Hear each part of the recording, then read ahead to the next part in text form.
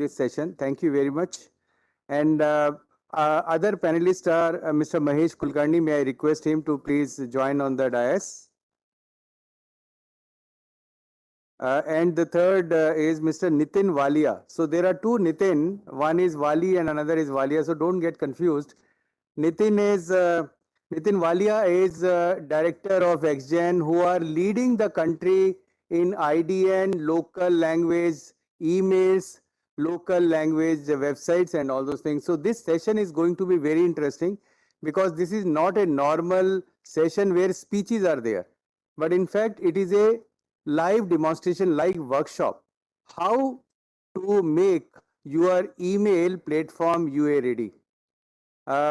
Not coming in between the session and all of you, may I request the chair of the session, Nitin Wali, to take over and conduct, sir. Over to you, sir. Thank you so much, sir. Good morning, everybody. Actually, it's afternoon now, so good afternoon and good evening from wherever you're logging in and watching these sessions. Thank you once again, and a very, very warm welcome from all of us here in India on the inaugural UA Day initiative held in India. So just before this session, we actually had experts from ICANN, the industry, and CDAC talking about how to make your websites UA ready. And as part of these sessions, they're fairly engaging. In fact, the number of questions that came through are actually much, much more than we kind of expected, but which is always a good sign, right? Because if we don't get any questions, then either everybody's understood everything perfectly or nobody's understood anything, right? So we got a good number of questions, so that was actually pretty nice.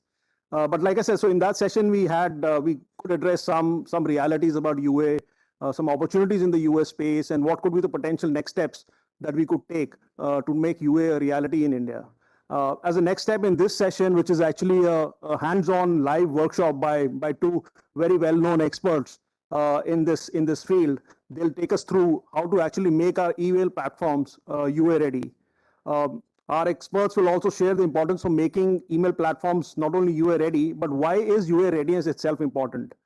We do know that it's crucial to ensure that our email platforms can work in different languages, different scripts, and that can be accepted. But how do we really go about it? What are the steps that are required to actually take care of that, right?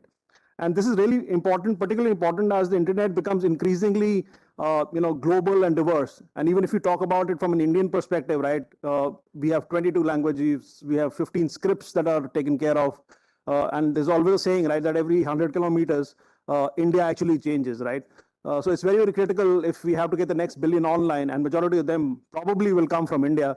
How do we actually do justice to getting them closer to the internet and make sure that access or the language barrier is actually broken, right? So just some questions for the experts to answer, but essentially we'll talk through about all of this. But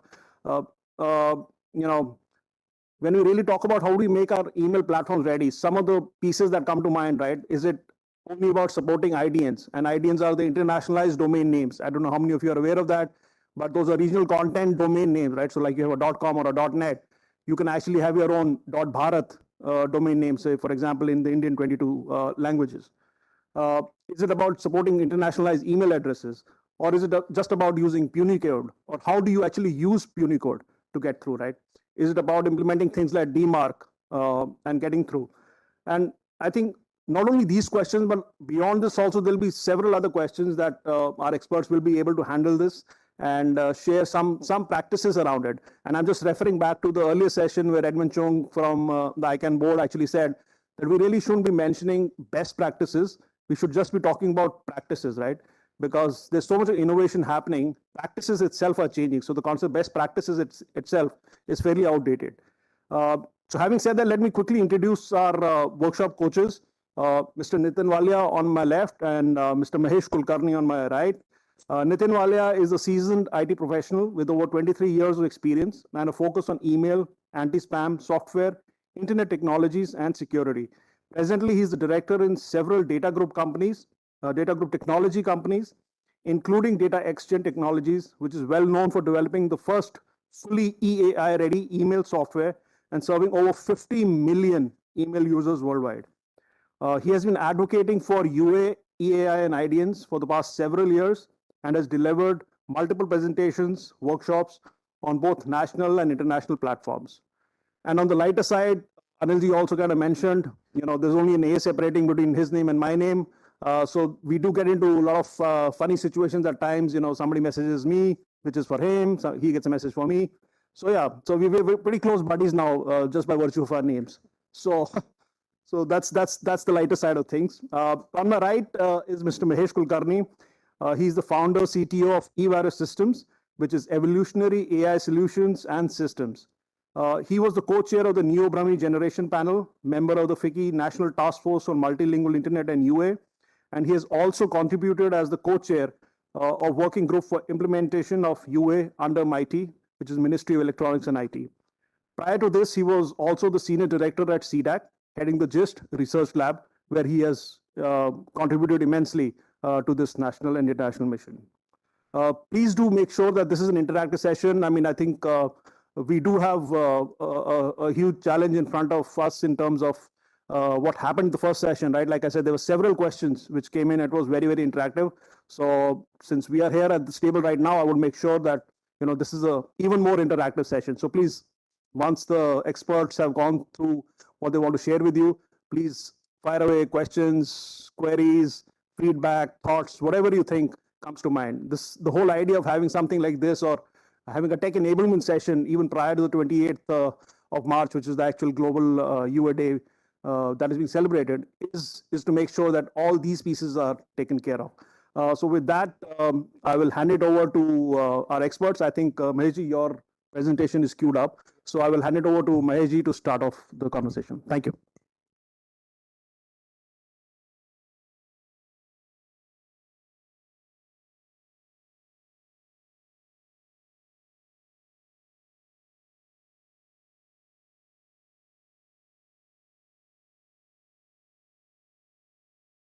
Yeah, I will make it on attention.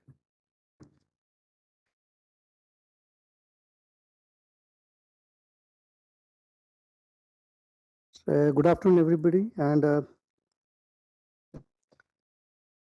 welcome to this actually session on making your email platform UA ready.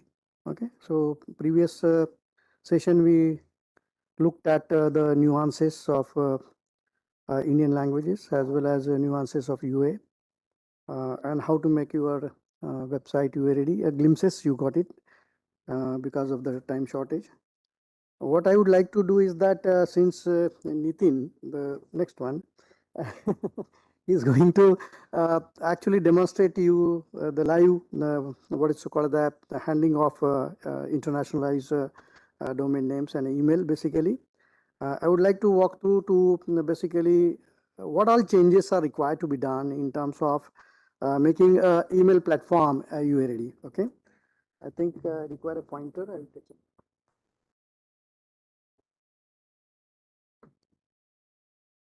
So we discussed this in the morning, so I don't want to repeat it basically. So just recapitulate that basically all the domain names should be accepted, validated, stored, processed, displayed. So you will be hearing this term again and again, looking like it is a very repetitive, but it is a very foundational, what it's called the pillars.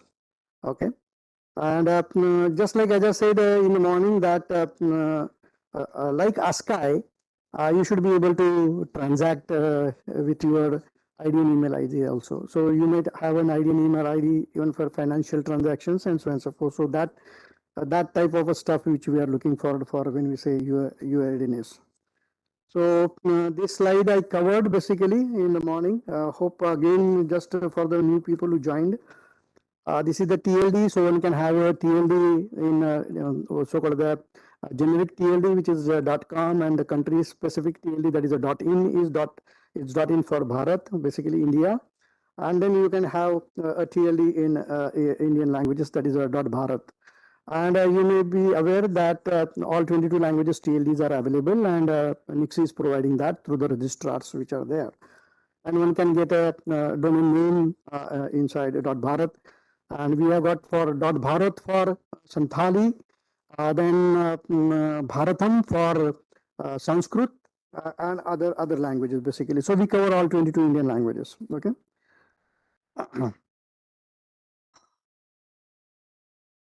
This we saw in the morning that there are different categories of domain names. Especially, I would like to refer to the point of morning, which is the new shot. Earlier, previously, there were only 8 top level domains, including the .arpa, like a .com, .res, .net, and okay, they were restricted only to the 3 characters, and with the exception of .arpa.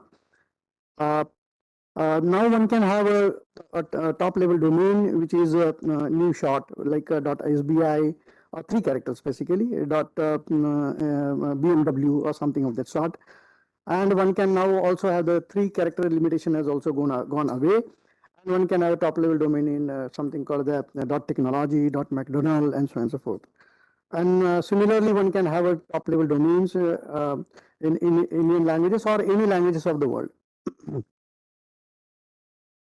Since we are trying to talk about how to make the platform email platform URD, just to give you a fundamental again that this is the structure for an email, as you can see.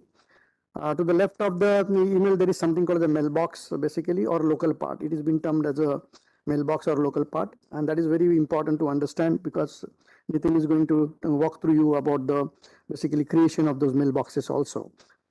Then after that, you have got something called the domain part, which is a universal acceptance.test.icu. So there are 2 parts of the email separated by @ and both the parts have to be validated in a little different way. Okay, so if you look at an ASCII mail, then these are important while you give away the basically create mailboxes. Okay, this is important for to create mailboxes.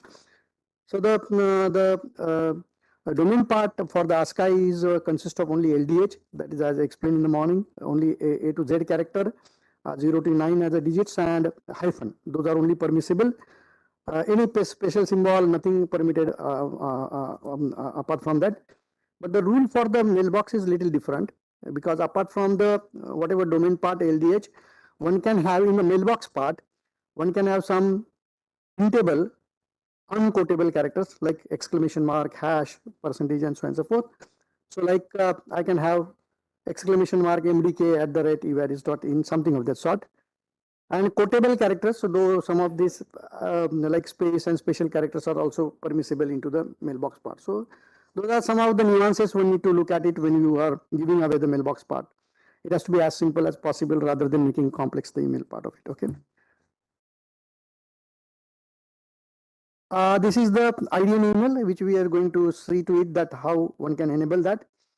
So again, same logic here that there is something at the mailbox part before that and after that domain part. And as I explained that it cannot be validated using the domain part has to be validated using something called the IDNA protocols, which are the latest one is 2008 basically. And why this is necessitated because the number of characters which are used in the registration will be almost like 1.5 lakhs. And because it represents 161 scripts all across the world. And the local part, the mailbox part rather, has to be in the UTF-8 basically, especially in UTF-8. And it has to be in normalized form. I don't know how many people will understand this term, but most of should be okay with the normalized form should be there. And requires use of libraries for registration and validation. So we will see that at every stage, that whenever we are talking about giving away the domain names, the registry has to implement these policies, as well as for validation purposes, we will have to also cater to the rules and regulations which are there. There are no specific guideline basically in terms of the mailbox or part because it all depends upon the service provider who is going to give you the mailbox part. The service provider can decide that, okay, I will not permit this, I will permit this, the length of the characters and so on and so forth. So there is no very specific, but general guidelines are available in terms of making the mailbox part validation basically. Okay. This we discussed. I'm not going to make it complex by saying all these things, but you should understand that while giving away the email or especially the email, one need to be very careful in terms of looking at because the what we observe while defining the policy of internationalized domain name that there are 2 parts of the story. One is something called the homographs and something called the homophones. So homophones is something called as a similar sounding. Okay. So let us take a word Hindi. So Hindi can be written with Bindi, okay, as you can see on the screen, and also can be written with no, hello, so with a no also, and both the forms are valid, both spelling are valid basically. So what happens to the domain part of it? Okay, just like the same policy which was been used for ASCII, the same policy has been used for IDN also, that we are going to treat whatever is visually different. Okay, so color, COLOR and COLOUR, they are totally visually different items, and hence they are going to be two different websites and not the same one. Okay, be clear on this particular aspect. Similar way, in terms of the Indian languages, basically, as I can explain to you, Hindi and Hindi, they are visually different, and hence they will be pointing out to two different websites. Okay, if somebody wants to take it, they can take it. Obviously, that's not a problem. Okay, so there are challenges over here, and those are being addressed, as I said to you. Rather, it's a very good thing which has happened is that a lot of work, consultation, as I explained in the morning, and the IDNA protocol as really is a foolproof mechanism, wherein these are all these most of the nuances are being taken care of. Rather, I can vouch to you 99.99% the issues are being sorted out in terms of that. Okay. So let us directly get into something called the how to make your platforms EI ready, basically. Okay. Okay. I hope we are on that slide. Yeah. So there are levels of EI implementation, and no EI support, which means that only ASCII email addresses are supported by the tools and services. So what is current situation? Okay. Or maybe in some organization they would have already had the Indian language mail systems. Okay, level 1, when we say level 1 compliances of EI, can exchange email with EI addresses. So I can write like mahesh@evaris.bharat and can send a mail to Google or vice versa, and I should be able to send and receive a mail in my own language. So that's called as, if that is complied, then that is something called the L1 level compliance has been done in that regard. Now, when we say L2 level, which necessarily means that I should be able to create the mailbox part of it also. So if I go to Google today, I'm not allowed to create a mailbox in my Indian language. Okay. However, it supports the transmission of a mail, Indian language mail from what is called the from one system to another system. Okay. So mailbox part, for some reasons, they are not able to create, but I think DataGen will be demonstrating to you that that is also possible, and it is the EI level level 2 compliance which has been there. So I talked about this in the morning, that the stage 1, as I said to you, of the IDN part can be done simply by regex, remove the restrictions of 3 characters and do the whitelisting of the TLDs. Because earlier what was happening, the TLDs were only 8, okay, in restrictions. So most of the people were doing whitelisting of those. So they were only permitting from .com, or if the TLD is .com, then they only permitting, and that puts a break on new short TLDs basically. And that's why I explained to you that you should use the element attribute as a text rather than email, and removing restriction of a 3-character limit and whitelist of TLD. So that will cover up your stage 1 of the compliance basically. Stage 2, as I explained to you, should be basically you can use the libraries which are there. Okay. This we discussed in the morning, that the EI compliance rates are all across 2000 global website, which I was also part of the study. And 2022 there are no major changes, but you can see that the Arabic you can just see to it that it is around 10% overall globally. These are global figures rather. And then the new short, fortunately, is almost like 99-98% to 100%. New long has also been acceptable. ASCII at idn.ascii is almost like 50%, and the rest of the things I think we'll have to take care of those. Okay. I'll skip this part. And okay, the overall platforms which we are talking about, the total platform when the DNS the mail platforms, only 9.7% of the domains sampled were EI ready. Okay, the whatever you see.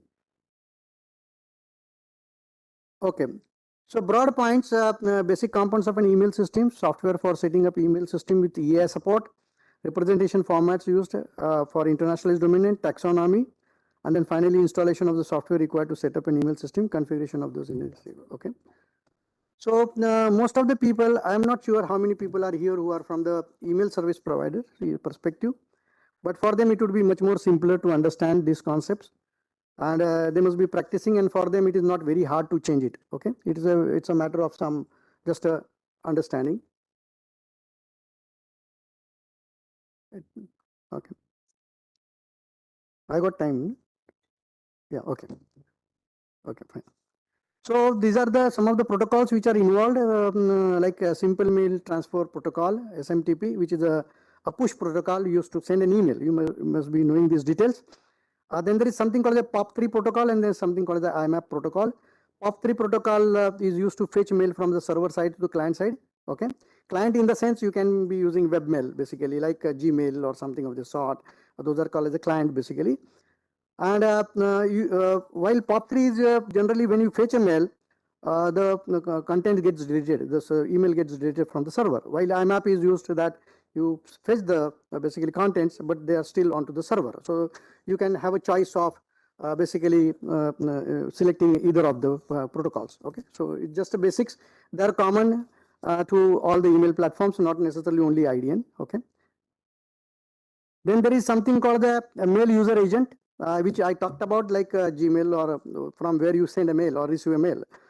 Okay, for sending a mail, a user create an email message to transfer to MSA, and MUA uses SMTP to send it. So there is a protocol which has been used, SMTP, and you must be hearing about SMTP and POP3 and IMAP on a regular basis. For receiving mail, the MUA uses IMAP as POP3 protocols to fetch the mails basically. So MUA may be in the form of a webmail, as I explained to you. It can be Gmail, Microsoft Outlook, Mozilla, Thunderbird, Roundcube. Roundcube is one of the free and open source, basically web mail client. Okay. Then some of the nitty-gritties, if you look at it, basically there is something called the mail submission agent.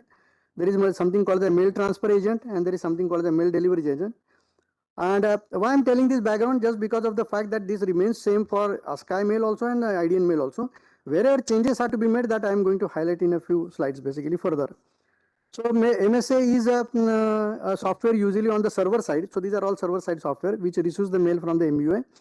And typically this function is bundled with an MTA, and SMTP protocol has been used.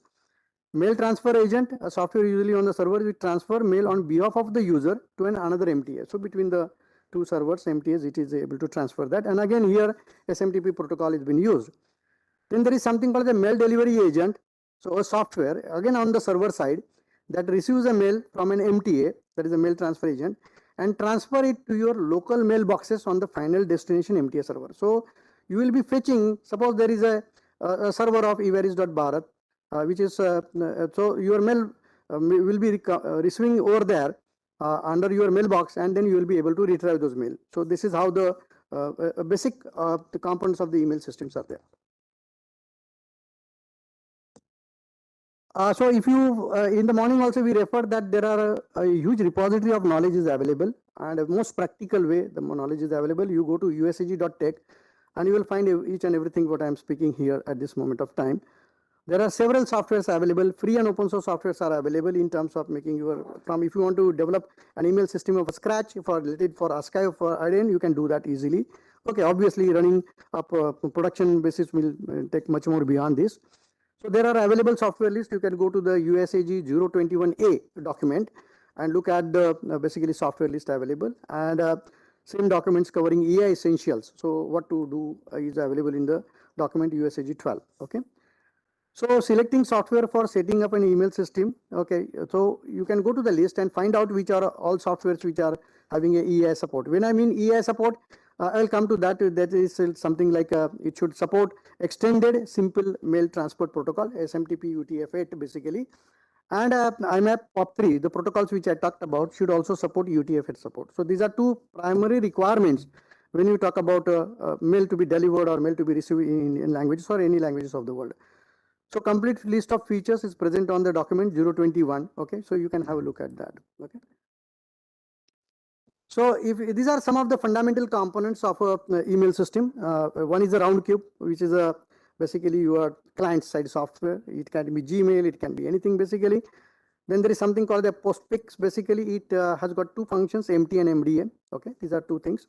Then there is a courier IMAP basically, and then this is IMAP protocol, and then you got again the round cube at the end, basically sending and receiving. So these are some of the versions which I mentioned.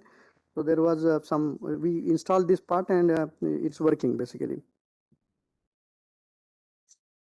So these are different encoding formats. I explained in the morning that as a DNS resolution you require to have Punicode, but while for the end user you can have it in a U-label form so that you can correlate with that, because if you present the person with a Punicode XN --, he or she will not be able to understand anything basically out of that.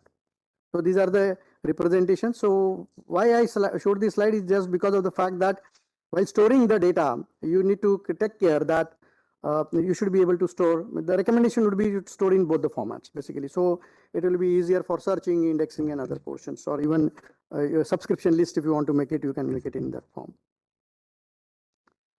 This everybody is aware. Just email message. There is an envelope. There is a message header, and there is a message body. I am not going to getting into the details of that, but you are fully aware that there is an email message. There is a structured portion around that with sender, receiver, subject, and everything put together. Okay, a date, time, format, everything is there.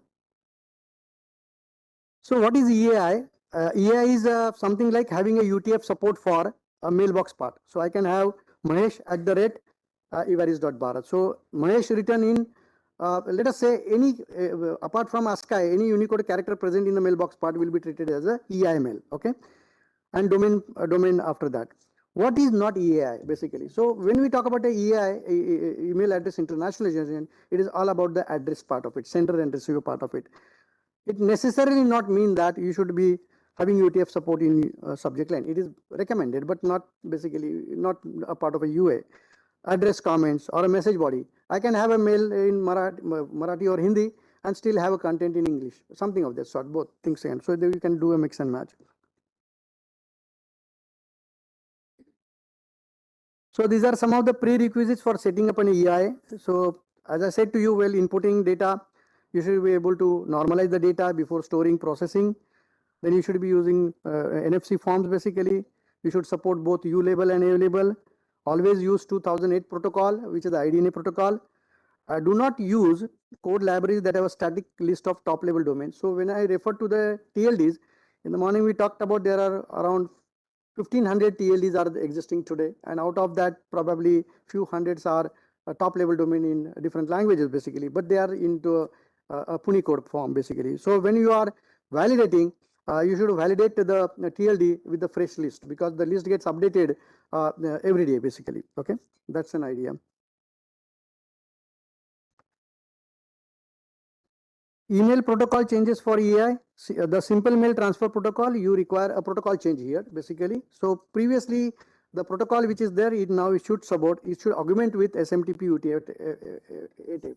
If it is not there, then it is not going to work. So now most of the softwares which are there, they are supporting SMTP UTF-8 to specify support. Post office protocol also needs to be augmented with EI, having a signaling flag to specify support of EI. Okay. So this is how the SMTP UTF-8 flag is there. So generally what happens, the servers which are there, they advertise the SMTP UTF feature. So they say that, okay, hello, I am able to now handle your internationalized mail. And the client checks server for SMTP UTF-8 feature, use the SMTP-8 sending option. And this is how the communication happens between them basically. So which means that the server announces that, okay, it can support SMTP UTF-8 and it can send and receive the Indian language or any language email basically. Okay. So as I said, the protocols needs to be modified here, and most of the softwares are being now taken care of. The SMTP UTF protocol has to be incorporated into this. Okay. So what it means basically, in the morning we talked about that it's basically just my system becoming UA ready is not going to help me out. Everybody in the chain has to be UA ready. So what happens if some of the servers in between are not UA ready, then basically the message will not get delivered basically. Okay. So it cannot be a job of one day. It's so everybody has to contribute toward that. It's not all about a single organization doing the work. In the chain, everybody has to, otherwise your mails will not get delivered. And we don't see any reason for people not supporting, and I think everywhere language support is coming up now. So even if a single SMTP server in the path doesn't support EI, then the mail is not delivered. Okay, please try to understand this portion. Just like what happens when one email SMTP server in the path doesn't support EI, the last server trying to send to the next hop sends back to the sender user report of unable to deliver, or drops out that mail. Okay, so these are some of the facts basically. Now, while giving away the basically EI, the mails, the service provider also needs to take some of the things apart from this what I told you. Like there are cases basically, if you talk about ASCII mail, then capital MDK @evaris.in is same as small MDK @evaris.in. Okay. Now, in case of the internationalized mail, in Devanagari or in Indian languages, we don't have capitalization. Please try to understand. We don't have capitalization, so that doesn't work for us basically. So for us, capital and small are same because there is no capitalization here. But in some of the languages, there is a capitalization. Okay, so one need to be very careful on using, because the service provider needs to take care whether he should permit or whether he should not permit those type of stuff basically. Okay, and this automatic case folding which happens into the ASCII, it doesn't happen automatically in the EI, and one need to take a special care about those part basically.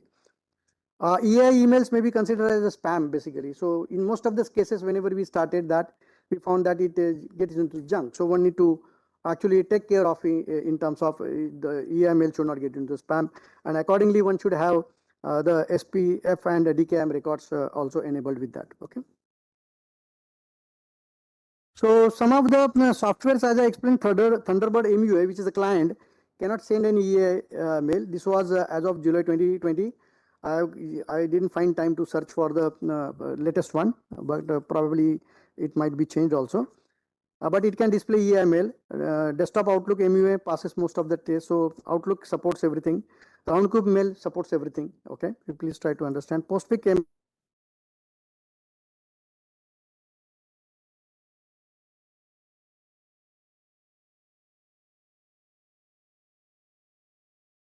So these are some of the, this you can find it in a document, namely UASG 030, EI software test results. So UASG had done a commendable work in terms of evaluating each and every software, and a lot of work has happened. It will take a lot of time to explain what work has been done.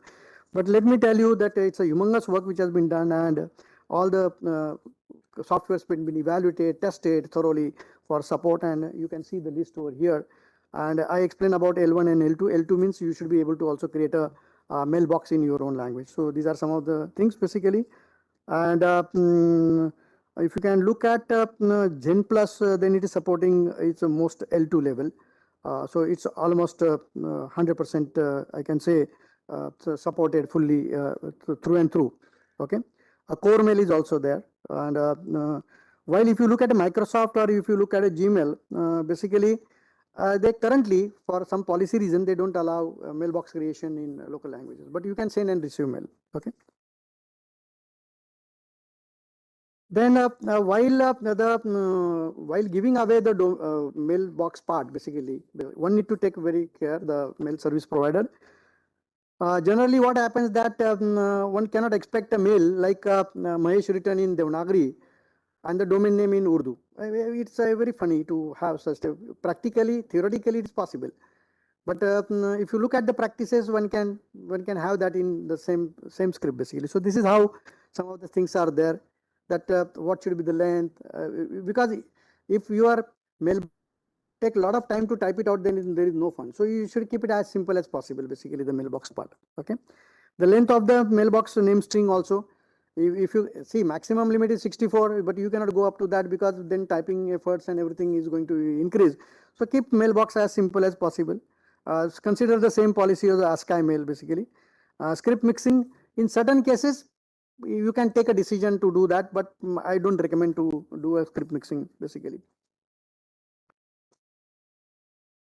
Okay, then for the variants part of it basically, so we talked about variants also, right? So the recommendation is that you can use the same variant LGR for validating the mailbox part also. So that will be worthwhile doing that. See, currently mailbox part, basically one has to be very, very careful in giving away the with minimum spoofing or with moving minimum confusingly similar characters.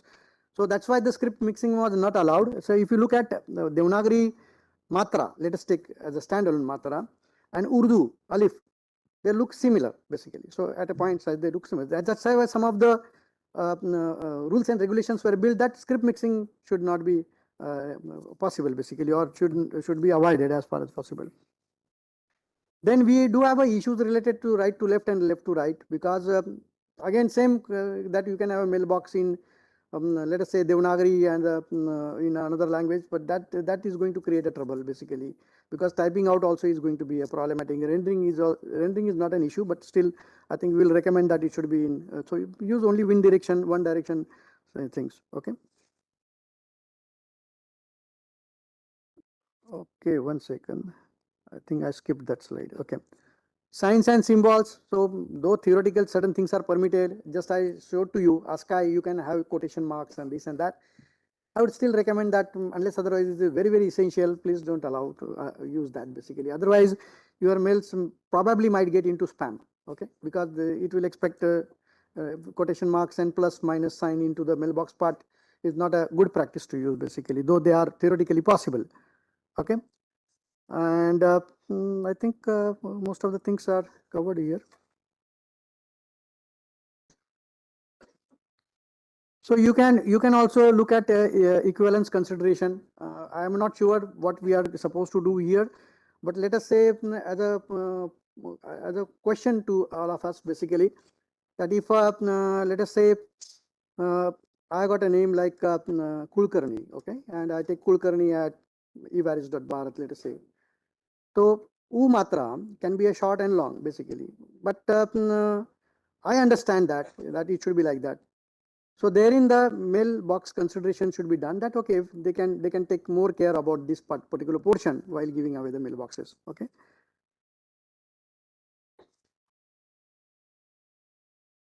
So in a nutshell, you can again, I would request you to go to the usag.tech site, have a look at this, and these are some of the RFCs basically for AI developments. Means I'm going to say that if you are going to develop your own MUA or MDAs and other things, otherwise there are free and open source softwares which I explained to you. But these are some of the RFPs one need to go through that. And they are quite exhaustive, and you can look at it. These are all changes one need to make in the chain of softwares basically, and more specifically as I explained, SMTP UTF-8 change has to be there in, or EI change has to be there in everything put together.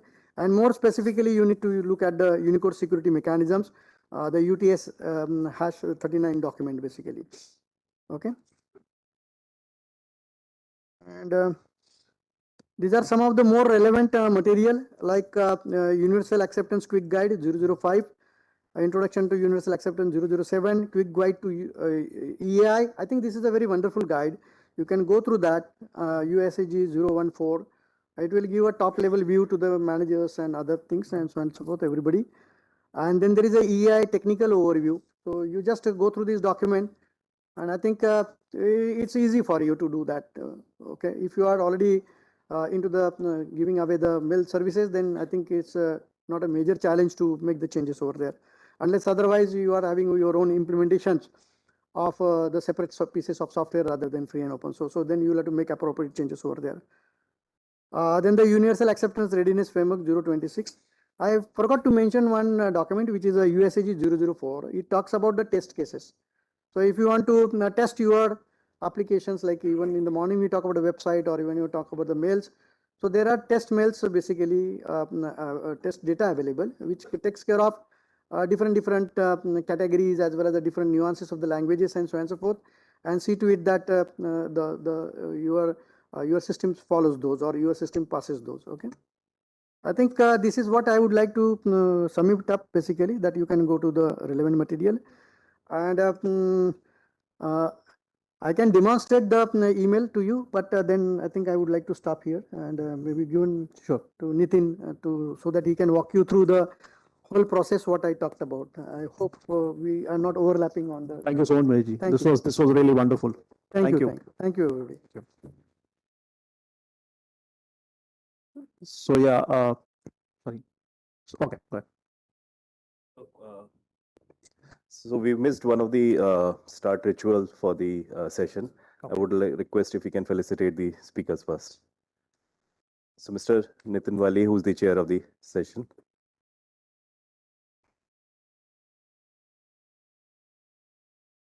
Mahesh Kulkarni, sir.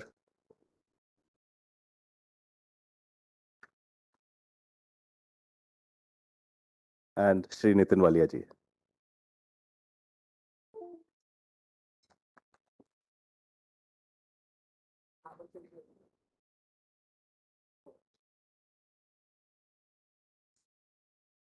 Back to the chair.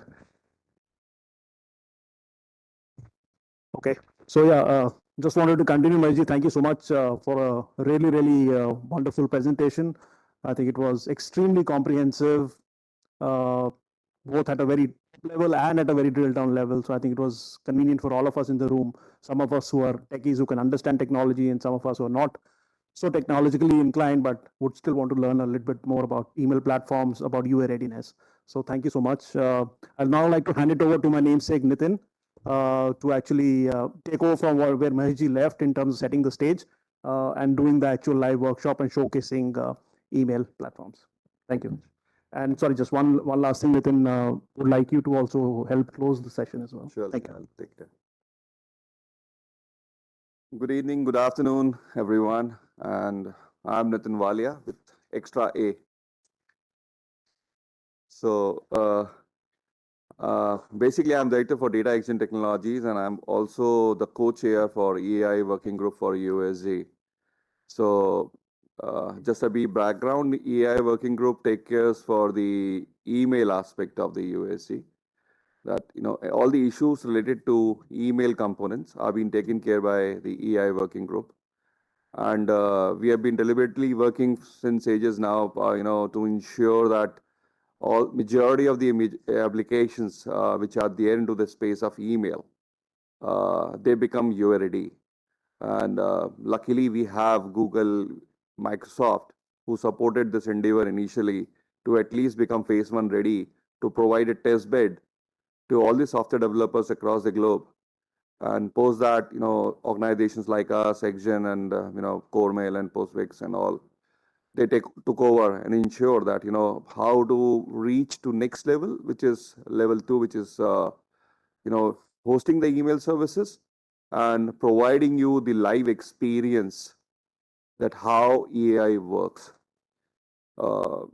Just to add, Maheshji mentioned about, you know, 2 levels, which is level 1 and level 2.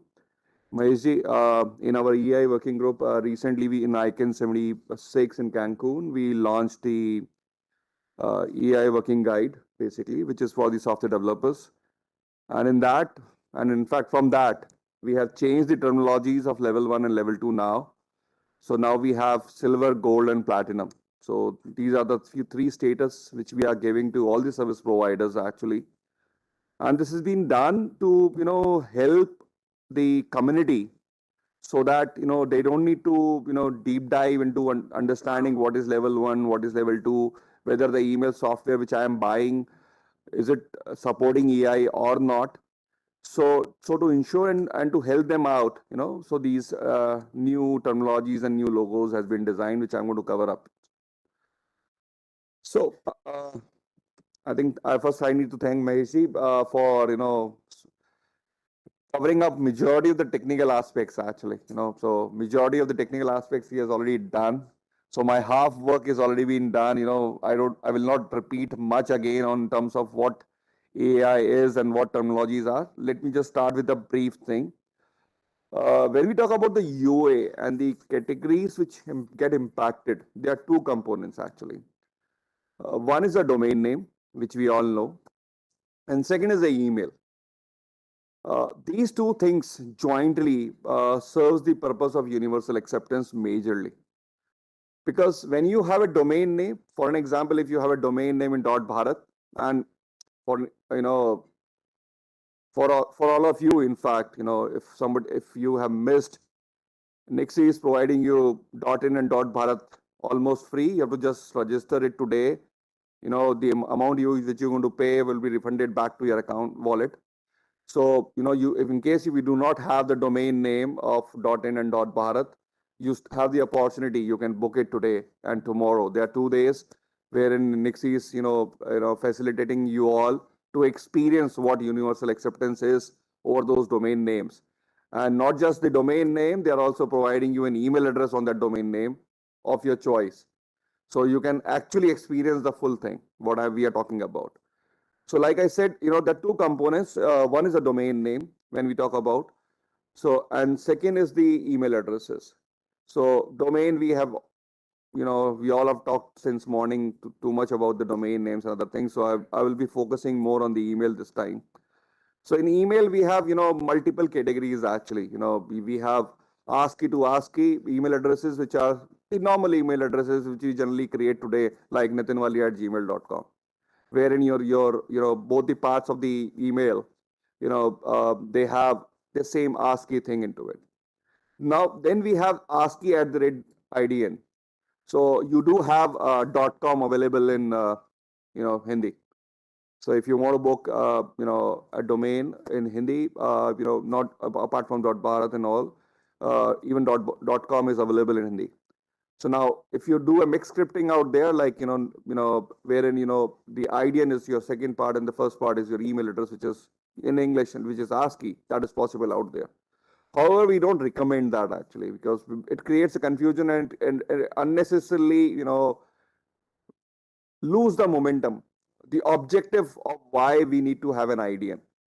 Because the IDN and the email addresses, these two things actually comes from the heart and they touches from the language actually. If I create an email address in Kannada today and I try to communicate somebody in Gujarat, he may not understand. So eventually, we have these things are very specific to the community we are touching.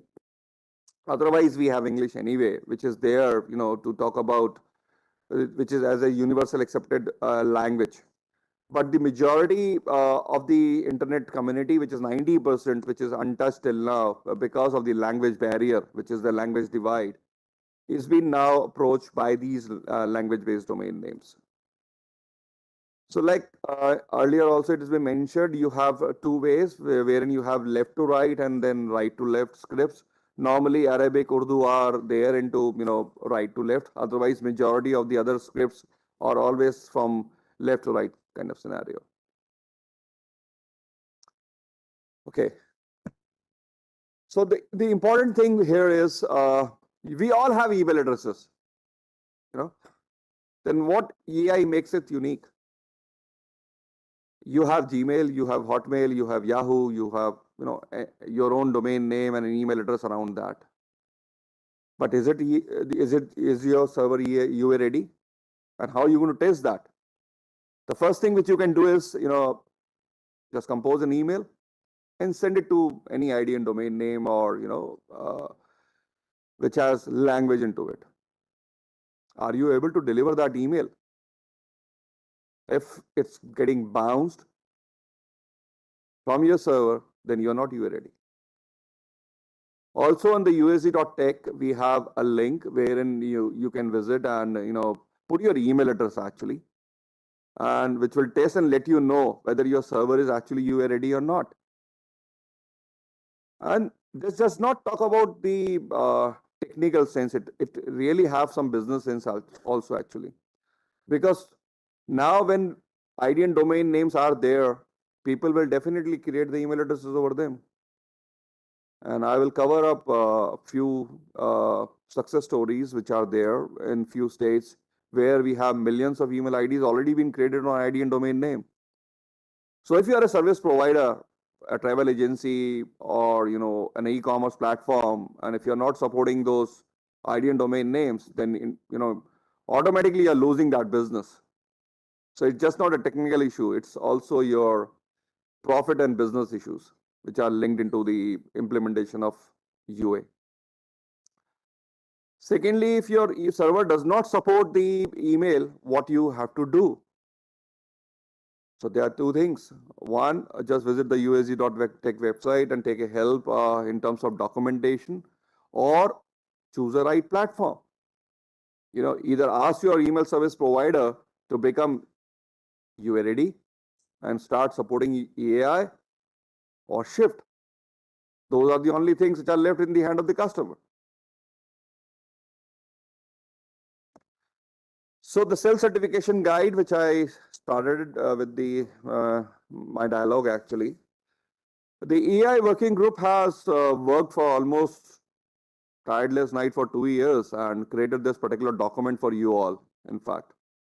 And this is the link, and this is the QR code of that guide. You can download this guide, and you can also visit the usg.tech website, and the guide is available out there. This guide talk about the multiple levels wherein your system, your software should support.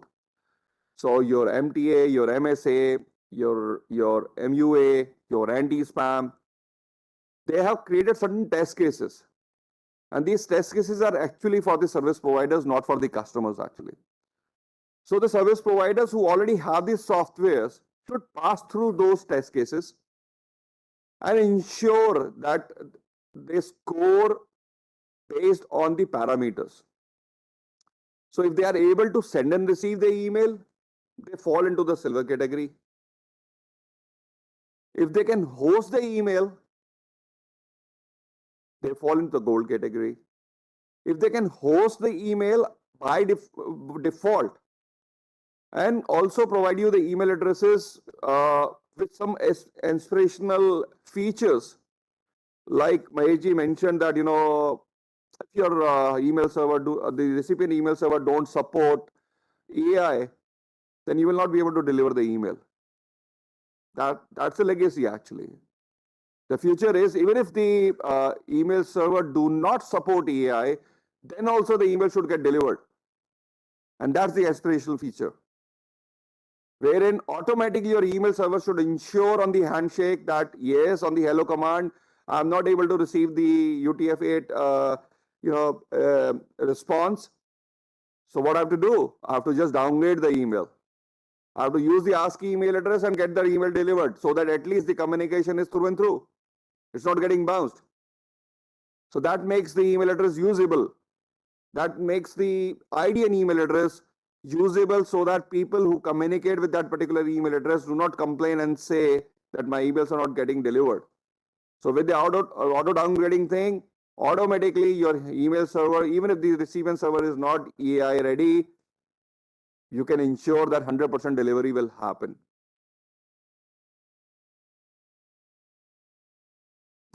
So I represent DataXen Technologies actually, and globally we were the first company to introduce AI emails. When I say introduce AI email, it means end-to-end components. There were several open source products available into the market, like Maheshji mentioned, Postfix, Roundcube, and all. But the problem was that, to an organization or to a service provider, the issue was that, he has to approach multiple applications. He has to download the multiple applications, do the customizations over it, and then ensure that, the function works. And still there are certain breaks into it. So even if you use MTA, and if your MSA don't work into that, or if you use MUA and your MTA don't work into that, then it's a challenge. So with XGen, what we have ensured is, since the beauty of the product was that it's a made in India product, we have been serving email industry from almost last 15 years now, globally 50 million users. So when we see the challenge of AI, and this comes up when we booked our own domain name. When the .in registry start offering the .bharat domain names actually way back in 2013, we purchase few domain names and to see कि ये क्या बीमारी है. And then when we try to, create the email address into our setup, we say it's a bug. We can't create the email addresses. So we give it to our tech team and ask them to see what's the issue. Is it with us or is it global issue? And then they try to, host this email domain on Gmail, Yahoo, Outlook, and everywhere the situation was same, that they were not able to create the email addresses into the local languages. So then we thought, yes, it is a global issue and a challenge which needs to be addressed. So being a part of ICANN and a community members, we took this initiative to ensure that our email systems are AI ready.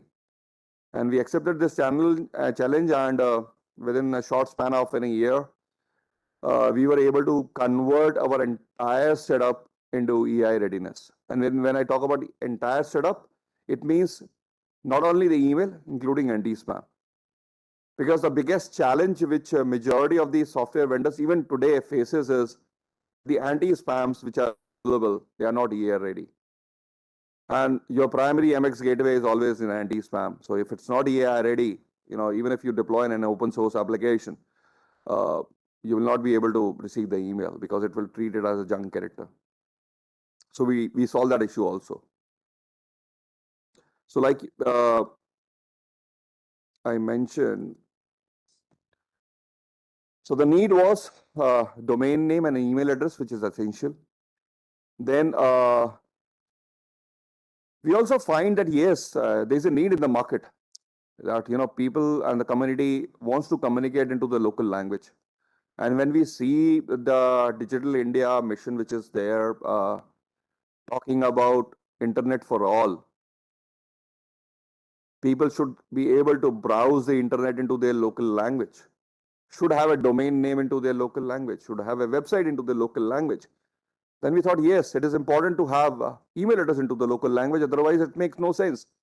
Normally, even today, if you see a newspaper advertisement which comes into the local newspapers, be it aside the English newspapers like Times of India and others, Hindi dailies, which we generally talk about, or the regional newspapers in the local languages.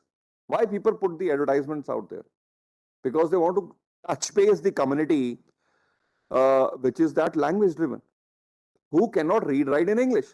And that's the reason the maximum publication and the maximum readership is in local dailies, not in English newspapers. But when you see the advertisements which are being put into those newspapers, you will find entire content into the local language, Bangla, Kannada, Gujarati, Hindi, Tamil, Telugu. And in the end, there would be a website and an email address, which will always be in English. So you've given the entire advertisement into Hindi or any other language of your choice, but the means of communication, your website, where somebody is going to touch base, or the email address is in English. So is it not a blunder that you are investing so much into an advertisement and finally you're blaming the newspaper that you're not getting the means of communication is still broken. The person who is reading that newspaper, 90% do not know how to write in English. So forget about those 90% queries which should have come to you. So that's one of the challenges which we find that needs to be resolved. And large population, yes, majority, when we talk about visiting Amazon, Facebook, Twitter today, has the same challenge. And it's not a bug actually. It's not a problem actually, it's a bug. Nothing much to be done. Start supporting UTF-8 and you're done. But people aren't thinking that, until unless we don't see the business sense into it, why to make any change? But things are changing now actually. Because when the large population is coming from this language industry with the language-based email addresses, finally, if you want a business from those people, you have to change. So what Exen do? Exen provide you an email into your local language. It provide you aliases also into the local language. So aliases means you can have multiple email address into one mailbox. I have my 22 email IDs in all Indian languages, and then 15 more email IDs into various international languages. So I don't need to visit all 35 or 40 odd mailboxes. They all are my aliases created on those particular domain names into one mailbox. So I operate one mailbox and I receive communication from all 40 email IDs into one mailbox. That's aliases is. Then accesses on PC, mobile, laptops. So that is also being taken care of, that it's not just web-based. We also provide you the mobile applications. It works in your native Thunderbird, or even if your Outlook Express, and even your Apple clients. Now they all support the email into EAI. It also works with the legacy applications, which I said, we provide the auto downgrading facility, which means, even the legacy applications which do not support EAI would be able to send and receive the email still from your ID and domain names. It's secured and it's easy to purificate. So when I say secured, yes, because ultimately the anti-spam which comes into the picture is being taken care of, and anti-spam, which is Spam Jadoo, supported with Exen Plus, is fully EAI ready. So it will not be that your email would be going to the spam or junk characters. The way we offer this solution is, we offer it as a hosted. We provide you an on-premises on your place. We provide you licensing. And it also comes through the various OEMs who provide you the hardware. So the major components when we talk about the email platform, as send user agent, or your MUA or MTA. Why we were able to achieve this in a shorter span of time was because the end-to-end application was being built locally here in India by our team. So we were not dependent upon the legacy applications.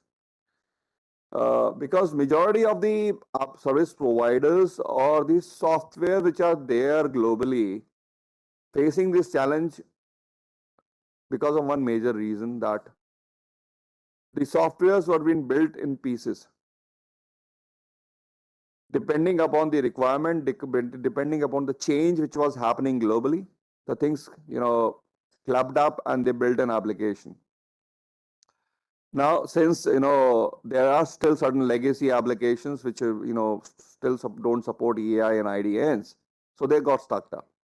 But in our case, because right from POP to IMAP to, your MUA to your MTA to your MSA to your anti-spam, everything was being built locally by our own team of the developers. We were able to resolve the issues at every level, actually. And not just that, the native applications which are available on Android and iOS, they are also fully EAI compatible. So you can host, you can create, you can send and receive, you can do anything you want on those applications.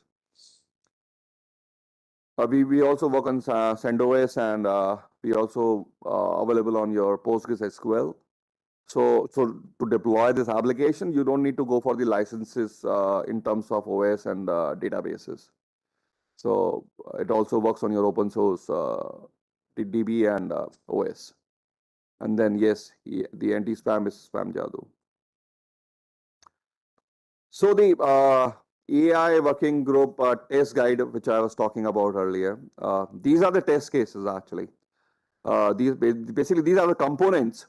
And these are the number of test cases which have been written into that guide. So when you are going to download that guide and see, you will find that for every component there are multiple test cases, which every service provider has to do to ensure that to check the readiness of his level. So before ICANN 76 in Cancun, the group asked me to volunteer from Exen, and our team took almost 45 days time to test the entire components based on the tests which they have mentioned. And this outcome of test results have been demonstrated recently by me in Cancun, also in Mexico, wherein globally we still claim to be the first, and yes, globally we still are the first company who is able to pass through all those test cases into all the major components with almost 100% kind of a scenario. So if you will see that, in your MUA of 38, 37 are done.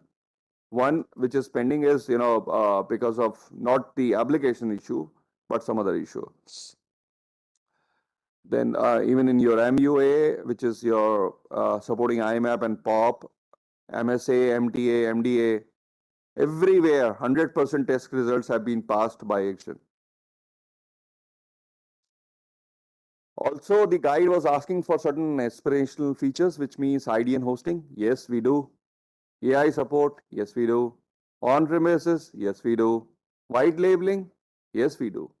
If you want the application to be completely white labeled, any government, they want to deploy on-premises with their own brand name, we offer them up. Downgrading. Yes, we do. That even your legacy applications, you will be able to deliver these emails. AI support on the mailing list. Yes, we do.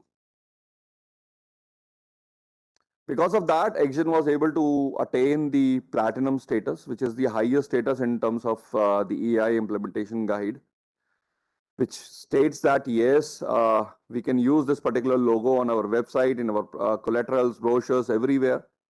And a user who is buying an application or who is subscribing a service for the email will be rest assured that yes, if it's an platinum status email service provider. Sorry to interrupt, sir. Yep. So we are falling short of time right now. We have to wrap up soon.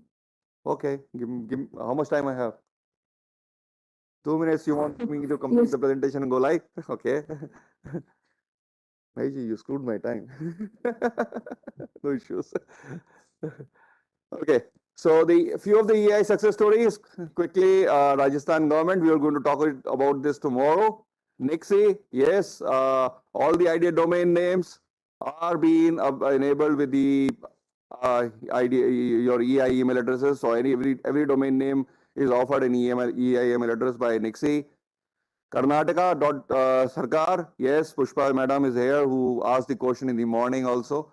Their government was the second government after Rajasthan in Karnataka who was able to implement EAI and offer email addresses to their officials into Kannada language actually. So this was also one of the success story which was being done by the state government here in India. What we have for you, visit actionplus.com or just download the application, or if you want to do on-premises test or host with us, we'll assist you and provide you everything. Otherwise, if you do not have a domain name, just download DataMail app and you will be able to have your EI email address. That's it for the presentation part. These are all my working email addresses. Your language, my email. I will receive everything.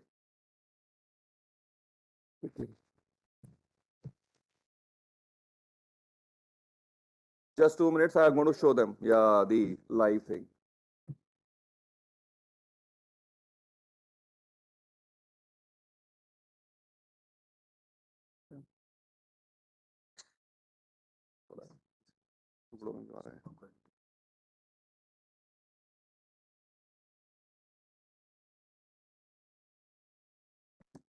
Okay. So if you will see, this is the application which I'm talking about. This entire screen is looking white because this is available for the branding of the organization. So we have created a demo account which is demo.actionplus.bharat. Even you can visit this URL and do an hands-on of the EI email address. You will not require any password for this because we have done everything embedded into this. So if you will see, the URL is IDN, which we are talking about since morning. The email address is Hindi, EAI. So when you log in into this email account, it will ask you a password and you logged in. So once you're logged in, you will be able to see the language options. So I have selected my Hindi actually. So I come from Rajasthan, so we speak Hindi as a native language. So if you are in Gujarat, you can have Gujarati. If you are in Tamil, you can have Tamil. If you are in Kannada, you can have Kannada. So few things which I can show you right away is, the first and foremost thing which I was talking about, aliasing. So all these email addresses are live and valid email addresses. So from one mailbox, you can manage multiple email accounts, be it any language, be it any script.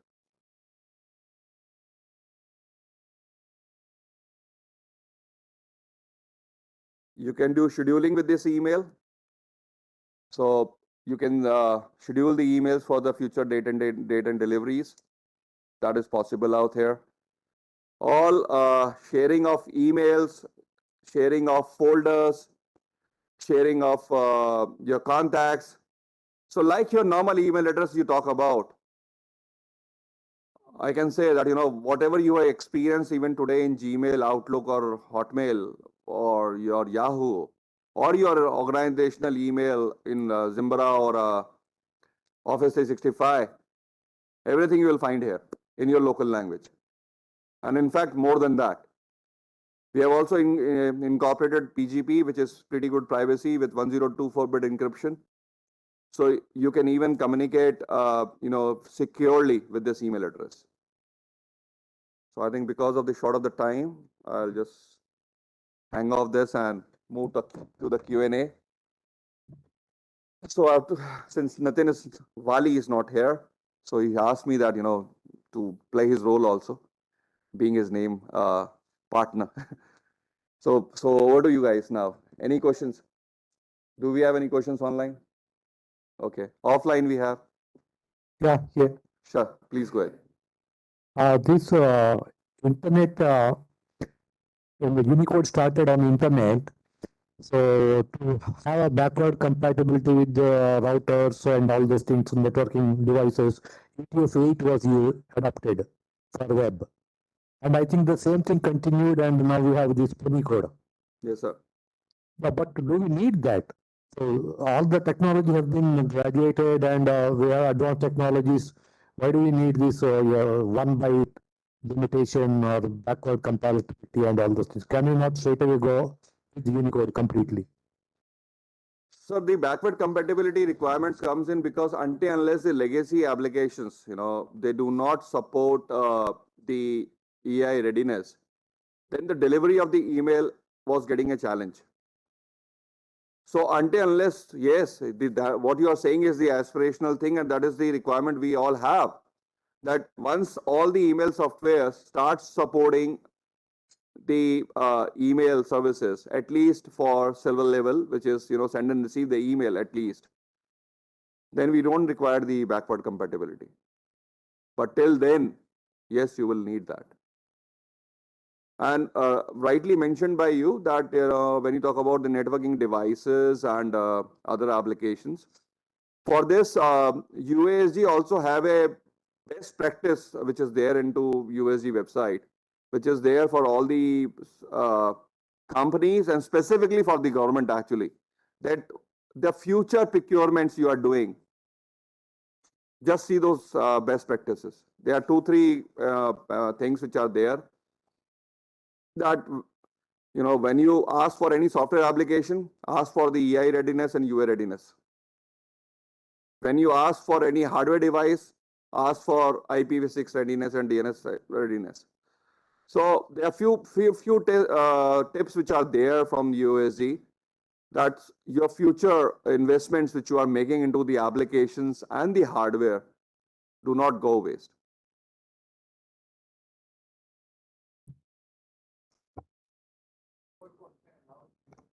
I have one No issues. question, in fact. Sure, please go ahead. I'm Sarabjit.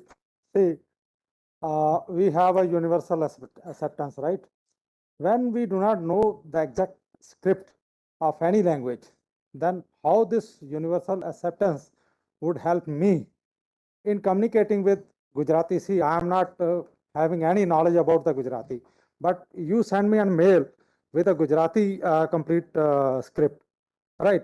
That email, complete email ID is in a Gujarati, and I know only Punjabi. So then how would I enter that email ID and communicate with you? Got your point, sir. Maheshji, you would like to take or should I reply? Then what kind of sentence would be there then? We generally, if you look at it, we use generally 2 to 3 languages, okay? And it is not expected that I write a Devanagari mail to a Chinese person and vice versa. So first and foremost, when you talk about sending a mail in your own language, probably you will have a select few people whom you would like to connect with in your own language. You cannot connect with people in all languages at all the time. So this is very important point basically in terms of that. So I hope that solves a problem. So see, we are talking about a very theoretical, what is called the requirement that I should be able to send a mail to a Chinese guy, which is written in Tamil, let us say, and he should be able to receive that. Receiving is not an issue. He should be able to understand that. I don't think that is going to happen because you cannot expect a translation of. No, I'm not URL. asking. Yeah. No, my question is your complete domain name and that email name, right? That is, say, it's Kulkarni at Maharashtra.Bharat, right? That is written in a Marathi. Then typing that I'm communicating with you, even though I'm communicating with you in an English language, but your email ID is basically in Marathi. Then how would that would be written in the Okay. So just let me take that. I believe you know Punjabi, right? yeah. If I'm going to communicate with you in Punjabi, you will be able to understand all those scripts and languages. That's true, That's true. right? So basically, EI in IDN, specifically if I talk about the IDNs, the concept of IDN was community driven. Not just the global community, but also the regional community. If we Punjabis, I'm also Walia, you are also from Punjabi. So if we want to communicate in Punjabi, then definitely we'll use Punjabi, we will not use Tamil and Telugu and Kannada. So based on the region, see, in India, we have this diversity actually. If you go to China, it's only one language, which is Chinese. If you go to Arab, it is Arabic, which is one language. Globally, India, it is wherein you have so many scripts and languages. And globally, yes, NIXI is the .in registry is the globally the first registry who's handling so many ID and domain names. No registry globally has so many ID and domain names that they are offering 22 regional languages and more to add. So if we see India on a global platform, you know, every state is like a country wherein, you know, you talk about your local languages. So the objective of having the ID and domain name and the objective of having that email address into that local language is that you communicate within to that community itself. Even today, if you go to China, will you speak Punjabi? Or if you go to US, will you speak Punjabi? You will not. You will speak English. No, I Because- say yes. In fact, we have a lot of Punjabis in. To somebody you don't understand. I'm saying that yes. To somebody you we don't can understand. communicate. Most of the US people, they also understand Punjabi. No, what I'm saying is to the person who don't understand. Yeah. Yeah, that is true. That is true. See, the reason why we are communicating today in English is because English is the, you know, I'm not, see, this is not the debate on a language rather. yeah, It's basically memorizing the email ID names, right? agreed. Right. I have, say, Sarabjit at something.Bharat, right? Ji, And I am communicating with you and I am just sending you a message that please send me a mail on this particular email ID. ji, That email ID is in a local language. I am Ji. sending to you. You do not know the script. Then how would you know that why you going to I send me that need to email? communicate with Sarabjit? No, why you going to send me that? No, I'm just When you- saying that, see- you see, we have a universal acceptance, then probably that particular script should be accepted. No, I accept, see, try to understand what you are talking about is translation actually, you know, which is the aspirational thing that yes, when you send an email to me, you know, from a Punjabi email address, and if I don't know Punjabi, I am from Kannada, Kannada language community, then it will look like dancing characters to me. All right, that is true. Obviously. Correct. So in that case, the aspirational feature, which is translation, which is there, that even I convert your email address, but when I responded back to you, I responded back to you in my language, but you receive in your language. No, no. That is the aspirational thing. That is true, that is true. But see, I think if we can have some ASCII characters in between, so that we can communicate using those ASCII. So ASCII, so we are already doing it today. No, but See, while ASCII translating, email while address we already have today, then you don't need any change. while exchanging the data, ASCII is not basically permitted to exchange. No, it is fully permitted. Even, all ASCII email addresses are working today. Your Gmail address, your Hotmail address is on ASCII.